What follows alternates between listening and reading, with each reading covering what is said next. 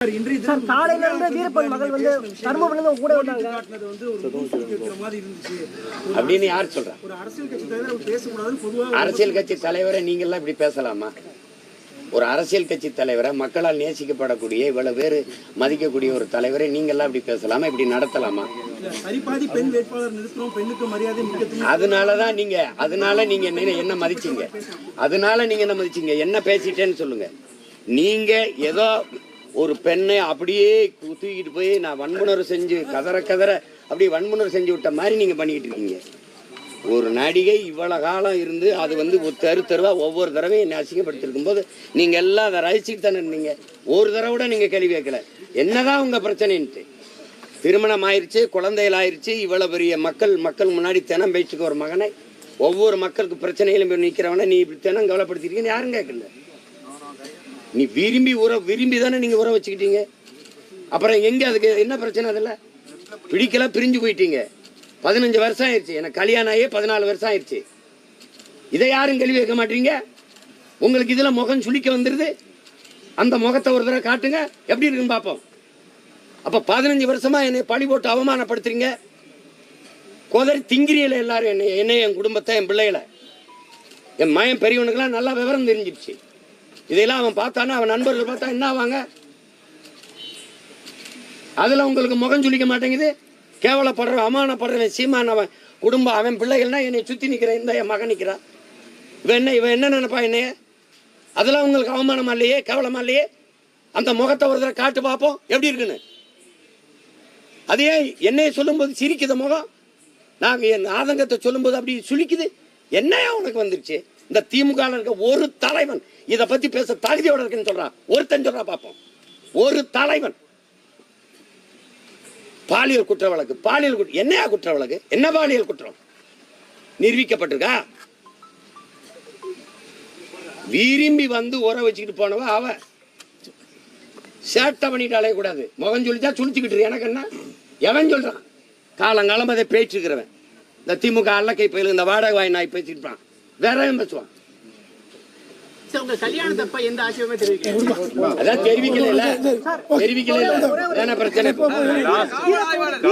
வீரப்பன் மகள் உங்களோட இருக்காங்க, உள்ள வரக்கூடாது இல்ல அழுதுந்தாங்க, உங்களை வந்து அப்பான்னு சொல்றாங்க. அவர் தான் எங்க அப்பா மாதிரி பாக்குறேன்னு சொல்றாங்க. எப்படி பாக்குறீங்க? என் மகதான் இல்லங்க, உங்களை அப்பான்ற வீரப்பனுடைய அடையாளத்தினாலே அவர் தடுத்து நிறுத்தப்பட்டார் சொல்லி அழுகிறாங்க. அப்படிலாம் இல்ல, அவங்க சொல்லிருக்காங்க, அவங்க பேட்டியை கொடுத்திருக்காங்க.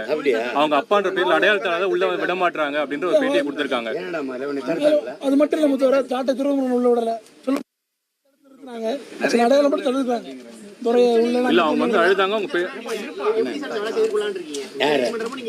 அது வழக்கை தேர்ந்த வழக்கறிஞர் இருக்காங்க, அவங்க பார்த்துப்பாங்க. வெற்றிக்கான தலைவர் வந்து விஜய் பாத்தீங்கன்னா 2ஆம் ஆண்டு துவக்க விழால பாத்தீங்கன்னா வாட் ப்ரோ வை ப்ரோன்னு சொல்லிட்டு இது பண்றாங்க. அவங்களுக்குள்ள வந்து கருத்து மோதல்ன்றது ஒரு இதுவா போயிடுறது. எப்படி நீங்க பாக்குறீங்க? அவர் என்னைய சொன்னாருன்னு நீங்க நினைக்கிறீங்க? இல்ல, நீங்களும் வாட் ப்ரோ வை ப்ரோன்றீங்க, அவரும் அதான் சொல்றாரு. நான் சொல்றது என் தம்பி மேல சமூகத்துல சோசியல் மீடியா தான் வந்து இதுவா இருக்கு. உங்களுக்குள்ள கருத்து மோதல் தான் வந்து இதுவா இருக்கு. அவர் என்னைய சொன்னாருன்னு நீங்க நினைக்கிறீங்க? அவர் என்னைய சொல்லல. அவர் சொல்லி வந்தது ஆட்சியாளர்களை. அதில் அவர் அதை சொல்கிறார். நான் சொன்னதை அவர் திருப்பி அங்கே அவங்களுக்கு சொல்கிறாரு. கொள்கையாக கருத்தா முரண்பாடு எனக்கு என் தம்பிக்கு இருக்குதே ஒழிய அன்பு பாசத்தில் ஒரு துளியும் அது குறைவில்லை. அவர் எப்போவுமே என் அன்பிற்குரிய தம்பி.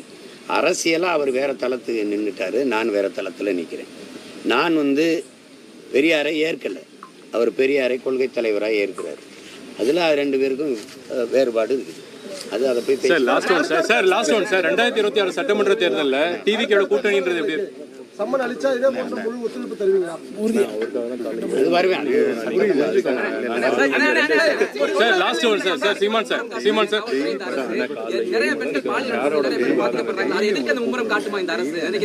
அதை எதிர்த்து நான் மட்டும்தான் போராடுவேன். இவங்க போராட மாட்டாங்க. அரசு காட்டல. அதை நான் கேட்டேன். நீங்க பல்கலைக்கழகத்திலேயோ பள்ளிக்கூடத்து பெண்களுக்கு மனநலம் பாதிக்கப்பட்ட பெண்ணை 8 பேருக்கு மேல வன்புணர்வு செஞ்சிருக்காங்களா, அதோ பொள்ளாச்சி கூட்டு பாலியல் வன்புணர்வுக்கோ நீங்க எந்த நடவடிக்கை எடுக்கலைன்னு அதை எடுக்க மாட்டாங்க. ஏன்னா அங்க சீமான் இல்லை, இங்க சீமான் இருக்கான். சீமானை சீண்டணும். ஏன்னா ஒன்னே ஒண்ணுதான், அவங்களால என்னை சமாளிக்க முடியல. புரியுதா? என்னுடைய உளவியலை இவங்கள உளவியலா சாகடிக்கிறது தான். சார் 2026 தமிழக வெற்றி கழகத்தோட கூட்டணி இருக்குமா? சார் லாஸ்ட் சார் இது மட்டும் சொல்லுங்க சார் சார் சீமான் சார் இது மட்டும் சொல்லுங்க சார் சீமான் சார் ஒரே நிமிஷம் சார். என்னுடைய மனைவி வந்து என்னைய விட ரொம்ப மன உறுதி கொண்டவர். அவர் வந்து அவங்க பிறக்கும் போதே ஒரு அமைச்சர் மகள். எங்க மாமா அவங்களுக்கு தெரியும். அவங்க இந்திய குடிமை பணிக்கு தேர்வு எழுதி அவங்க அதுக்கு பயிற்சி எடுத்துக்கிட்டு இருந்தவங்க. என்னைய விரும்பிட்டதுனால அதை விட்டுட்டு திருமணம் செஞ்சு வந்தாங்க. அதுக்கப்புறம் சட்டம் படித்து வழக்கறிஞராக இருக்காங்க. அவங்க வந்து என்ன சொல்கிறது, என்னையே விட சிறப்பாக பேசுகிற பேச்சாளர் எங்கள் மாமாவுடைய மகள். அதனால் அவங்களுக்கு இதெல்லாம் சாதாரணம். அவங்க எப்போவுமே ரொம்ப துணிவாக இருப்பாங்க. இதெல்லாம் வந்து எங்கள் வீட்டில் விவாதிக்கவும் மாட்டோம், பேசவும் மாட்டோம். எங்கள் பிள்ளைகள் எங்கள் குடும்பத்தில் இருக்க யாரும் இது விட்டு கேட்க மாட்டாங்க, பேசவும் மாட்டாங்க. பெரியாருக்கு எதிராக நீங்கள் சர்ச்சைக்குள்ளே பேசுனீங்கல்ல, அதனால தான் தீக்காவில் இருந்து அழுத்தம் கொடுத்து அது இருக்குதுன்னு சொல்றாங்க. அவங்களுக்கே தெரியும். என்ன அவங்க கூட இருந்து வளர்ந்தவனால கைதுக்கு அஞ்சுறாலோ, இந்த மாதிரி இந்த மிரட்டல் உருட்டலுக்கு பயப்படுறாலோ, அது இல்லைன்னா அவங்களுக்கு நல்லா தெரியும். ஆனா நாளைக்கு முதல்வர் அவர்களுக்கு வந்து பிறந்த நாள் வாழ்த்து தெரிவிக்கணும். ஆமாம், உறுதியா தெரிவிக்கணும். சமீபத்திய பத்திரிகை சந்திப்புல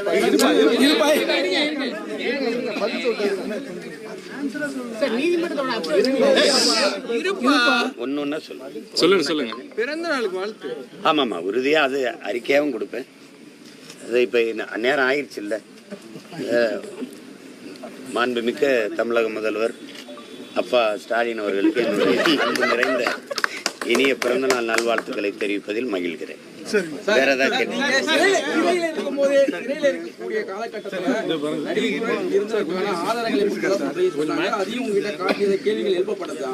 சிறையில் இருக்கும்போது எப்படி நடிகையோட சிறையில இருக்கும் போதெல்லாம் யார் அப்படி அலைபேசியே இருக்காது, ஒண்ணு இருக்கு. சார் நீங்க 8 மணிக்கு நீங்க வரதா இருந்ததுக்கு சார், ஏன் சார் என்ன காரணம் லேட் ஆச்சு? மறுபடியும் சொல்லியாச்சு.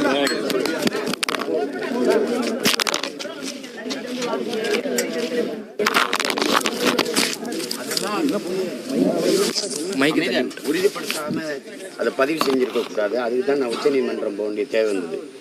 நீங்க கஷ்டத்துல வந்து என்னை சந்திச்சாங்கன்னு சொல்றீங்க. அப்ப 60 லட்ச ரூபாய் எனக்கு கொடுத்தாங்கன்றீங்க. இதெல்லாம் எப்படி?